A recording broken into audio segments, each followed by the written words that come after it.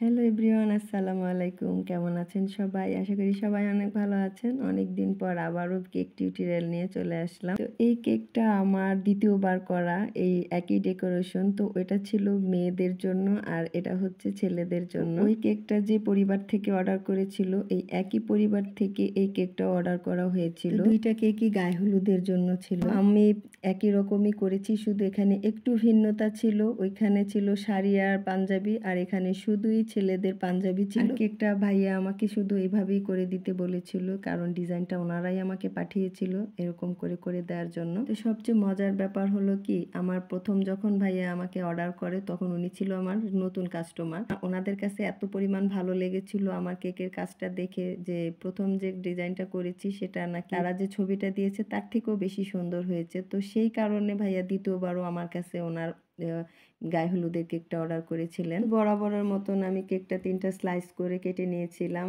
আর এভাবে প্রত্যেকটা লেয়ারে আমি ক্রিম লাগিয়ে নিচ্ছি। তো প্যালেট নাইফ দিয়ে ভালো করে আমি ক্রিমটা লাগিয়ে সর্বশেষ লেয়ারটাও বসিয়ে দিয়েছি। আর পুরোপুরি আমি ভিডিওটা আপনাদের সাথে শেয়ার করিনি, কারণ সবসময় আমি পুরোটাই আপনাদের সাথে দেখাই। ভিডিওটা যাতে লং হয়ে না যায় সেজন্য আপনাদের সাথে এইভাবেই শেয়ার করা। তো এখানে আমি পুরো কেকের মধ্যে ইয়েলো কালারের ক্রিম লাগিয়ে নিয়েছি, আর আমি সবসময় বলি এভাবে ব্যাগের মধ্যে ক্রিম লাগিয়ে তারপরে চারিদিকে লাগালে আমার কাছে মনে হয় ফিনিশিংটা খুব তাড়াতাড়ি নিয়ে আসা যায়। সুন্দর করে আমি প্যালেট নাইফ দিয়ে ফিনিশিংটা নিয়ে আসব। আর যেহেতু এটা গায়ে হলুদের, এখানে ওপরে শুধু একটা বর্ডার লাইন হবে, আর এই বর্ডার লাইনটা আমি ছোট্ট একটা স্টার নজেল দিয়ে করে নেব।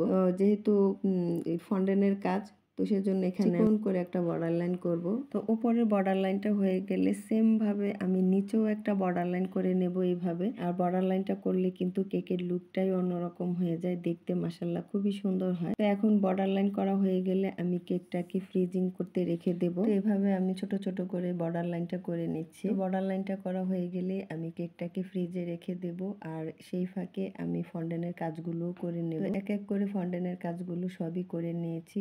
আর যেহেতু ফন্ডেন্টের কাজগুলো করতে সময় লাগে, তাই এগুলো রাতেই আমি করে রেখে দিয়েছিলাম, যাতে পরের দিন আমি কেকটাকে ভালো করে ডেকোরেশন করে দিয়ে দিতে পারি। সেজন্য ফন্ডেন্টের কাজগুলো আমি সব সময় আগের দিন করার চেষ্টা করি। আর দেখতে মনে হয় এখানে কোনো কাজ নেই, কিন্তু এই কাজগুলো করতেও অনেকটা সময় লেগে গিয়েছিল। এখানে কিছু কাজ আমার মেয়েও আমাকে হেল্প করেছে করার জন্য।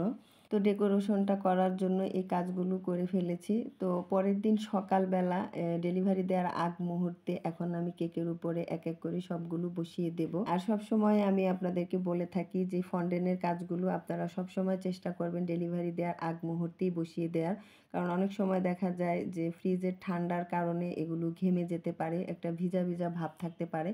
তো সেজন্য আপনারা সব সময় ডেলিভারি দেওয়ার আগ মুহূর্তে এগুলো বসিয়ে ডেলিভারি করে দিবেন, দেখবেন কিচ্ছু হবে না। এখন এক এক করে আমি সবগুলো বসিয়ে নিচ্ছি। কিভাবে বসাচ্ছি অবশ্যই আপনারা লক্ষ্য করবেন। আর উপরে আমি একটা পাগড়িও বানিয়ে নিয়েছিলাম, তো এটাকে একটা টুথপিক দিয়ে আটকে দিলাম যাতে সরে না যায়। ফন্ডেন্টের কাজগুলো করতে আমার কাছে খুবই ভালো লাগে, আর এরকম নিত্য নতুন কাজগুলো করতে সবার কাছেই বেশি ভালো লাগে। যাই হোক, এখানে আমি এক এক করে সবগুলো বসিয়ে দিচ্ছি। তো এইভাবে এক এক করে সবগুলোই আমি বসিয়ে নেব। তো এখানে আরো কিছু কাজ আছে, তো সেগুলো আমি এক এক করে বসিয়ে নেব। ছোট ছোট করে কিছু ফ্লাওয়ার কেটে নিয়েছিলাম, সেই ফাঁকে ফাঁকে সেই ফ্লাওয়ার গুলো আমি বসিয়ে দেব যাতে দেখতে আরেকটু সুন্দর লাগে। তারপরে এর ভেতরে কিছু সুগার পালও দিয়ে দেব, গোল্ডেন সুগার পাল। আর এগুলো দেওয়ার পরে কেকের লুকটা মাশাআল্লাহ এত সুন্দর হয়েছে। আপনারাও কমেন্ট করে জানাবেন কেমন হয়েছে। আর এতক্ষণ আমার ভিডিওটা আপনাদের দেখার জন্য অনেক অনেক ধন্যবাদ। সবাই একটু লাইক, কমেন্ট এবং শেয়ার করে দেবেন। সবাই অনেক ভালো থাকবেন। আল্লাহ হাফেজ।